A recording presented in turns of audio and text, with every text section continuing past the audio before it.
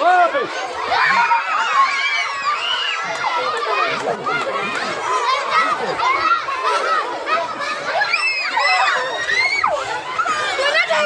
দিৱস উপলক্ষে যোৰহাট মক্তব প্ৰাথমিক আদৰ্শ বিদ্যালয়ত আমি গড়টো প্ৰদৰ্শন কৰাৰ ব্যৱস্থা কৰিছিলোঁ। ইয়াৰ প্ৰধান শিক্ষয়িত্ৰী ৰীতা বৰদলৈ বাইদেৱে অনুৰোধ জনাইছিলে আমাক যে আমাৰ শিশুসকলক ওচৰৰ পৰা প্ৰত্যক্ষ কৰিব পৰাকৈ এটা গড় যদি আমাক দেখুৱাব পৰা খুব ভাল হ'ব। ল'ৰা ছোৱালীখিনিৰ মাজত বিশেষকৈ এটা সজাগতা বৃদ্ধি হ'ব, তেওঁলোকৰ জীৱ জন্তুৰ প্ৰতি মৰম চেনেহ বাঢ়িব বা আমাৰ গড় যে আমাৰ অসমৰ গৌৰৱ, আমাৰ জাতীয় জীৱনৰ এটা প্ৰভাৱ বিস্তাৰ কৰা জীৱ জন্তু, সেই কথাখিনি সৰুতে আমাৰ কেনেকৈ সংৰক্ষণ কৰিব লাগে, তাহাঁতক কেনেকৈ আমি মৰম চেনেহ কৰিব লাগে, সেই মৰম চেনেহখিনি যাতে শিশু অৱস্থাতে জাগ্ৰত হয় বা শিশু অৱস্থাতে মনৰ মাজত পুহি ৰাখিব পাৰে, সেই উদ্দেশ্যে আমি আজি ইয়াত প্ৰদৰ্শন কৰাৰ ব্যৱস্থা কৰিছিলোঁ। ইতিমধ্যে আমাৰ গড় প্ৰদৰ্শন হৈ গৈছে, ল'ৰা ছোৱালী শিশুসকলে যথেষ্ট আনন্দ উপভোগ কৰা দেখিবলৈ পোৱা গৈছে।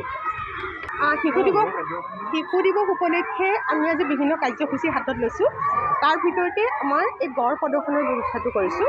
ছাত্ৰ ছাত্ৰীসকলে এটা গড় ওচৰৰ পৰা নিৰীক্ষণ কৰিবলৈ পাব আৰু তেওঁলোকে ধৰক ওচৰৰ পৰা গড় এটা কোনোদিন কাজিৰঙা অভয়াৰণ্যতে হওক বা এনেকৈ চাব নোৱাৰে, কিন্তু তেওঁলোকে ওচৰৰ পৰা সেই গড়টো নিৰীক্ষণ কৰিব। আৰু এটা বিশেষ কথা জানিব, এজন ব্যক্তিৰ ধৰক কৌশলী বিদ্যাৰ সহায়ত এটা গড় কেনেদৰে তৈয়াৰ কৰা হৈছে।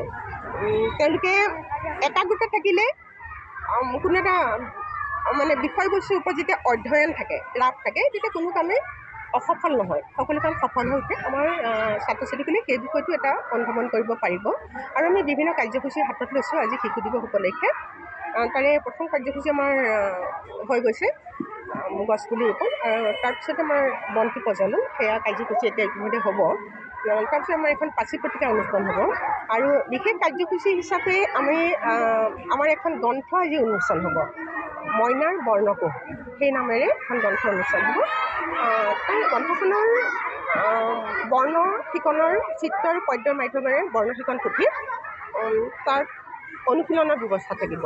আশা কৰিম সেই পুথিখন ৰাইজে আদৰি ল'ব আৰু সেই পুথিখন উন্মোচন কৰিবৰ কাৰণে আমি খণ্ড প্ৰাথমিক শিক্ষা বিষয়া যোৰহাট খণ্ডৰ নিমন্ত্ৰণ জনাইছোঁ মনীষ চেগোহাৰে, আৰু তেখেতে উন্মোচন কৰিব।